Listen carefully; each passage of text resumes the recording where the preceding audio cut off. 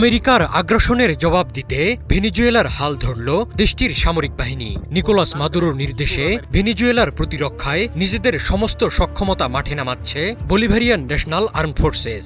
দেশজুড়ে সাধারণ জনগণ, সামরিক ও পুলিশ বাহিনীকে করা হচ্ছে সক্রিয়। প্রতিরক্ষা ব্যবস্থার অংশ হিসেবে স্থল, নৌ, আকাশ এবং মিসাইল নিয়ে একযোগে মাঠে নামছে নিকোলাস মাদুরোর বাহিনী। আমেরিকার হামলার পর সামনে এসেছেন ভেনেজুয়েলার প্রতিরক্ষা মন্ত্রী ভ্লাদিমির পাদ্রিনো লোপেজ। তিনি এক ভিডিও বার্তায় স্পষ্ট জানিয়ে দিয়েছেন, দেশটির সশস্ত্র বাহিনী কোনোভাবেই বিদেশি সেনাদের উপস্থিতি মেনে নেবে না, কঠোরভাবে তা প্রতিরোধ করা হবে। তিনি এই হামলাকে ভেনেজুয়েলার বিরুদ্ধে নিকৃষ্টতম আগ্রাসন হিসেবে বর্ণনা করেছেন। ভেনেজুয়েলার নিয়মিত সশস্ত্র বাহিনীতে প্রায় 1,09,000 সক্রিয় সদস্য এবং প্রায় 2,20,000 আধাসামরিক সদস্য রয়েছে। কারাকাসের দাবি, যুদ্ধের প্রয়োজনে কয়েক লক্ষ রিজার্ভ ও মিলিশিয়া বাহিনী মোতায়েন করার সক্ষমতা তাদের আছে।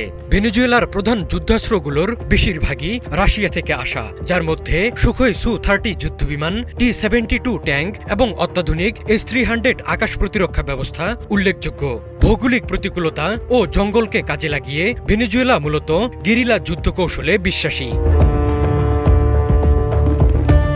মার্কিন প্রেসিডেন্ট ডোনাল্ড ট্রাম্পের নির্দেশে শনিবার ভোরে ভেনেজুয়েলায় বড় পরিসরে হামলা চালায় মার্কিন বাহিনী। হামলা চালিয়ে দেশটির প্রেসিডেন্ট নিকোলাস মাদুরো ও তার স্ত্রীকে আটক করে নিয়ে যাওয়ার দাবি করেছেন ডোনাল্ড ট্রাম্প। অপরদিকে মাদুরোর বেঁচে থাকার প্রমাণ চেয়েছেন ভেনেজুয়েলার ভাইস প্রেসিডেন্ট ডেলসি রদ্রিগেজ। আমেরিকার হামলার পর রাজধানী কারাকাসের দুটি গুরুত্বপূর্ণ সামরিক স্থাপনায় বিস্ফোরণের পর ধোঁয়ার কুণ্ডলী উঠতে দেখা যায়। আমেরিকার হামলার পরপরই দেশজুড়ে জরুরি অবস্থা ঘোষণা করে নিকোলাস মাদুরো সরকার। এই আক্রমণকে সাম্রাজ্যবাদী হামলা হিসেবে অভিহিত করে সারা দেশে সেনাবাহিনী, পুলিশ এবং বেসামরিক মিলিশিয়া বাহিনীকে একযোগে মোতায়েন করার নির্দেশ দিয়েছে ভেনেজুয়েলা সরকার। তারা এটিকে দেশের তেল ও খনিজ সম্পদ দখলের একটি মার্কিন চক্রান্ত হিসেবে দেখছে। ভেনেজুয়েলা সরকারের পক্ষ থেকে জানানো হয়েছে, মার্কিন হামলায় রাজধানী কারাকাস সহ মিরান্ডা, আরাগুয়া এবং লাগোয়েরা রাজ্যের বেসামরিক এলাকাগুলো ক্ষতিগ্রস্ত হয়েছে। বর্তমানে তারা এই হামলায় নিহত ও আহতদের সঠিক সংখ্যা এবং ক্ষয়ক্ষতির তথ্য সংগ্রহ করছে।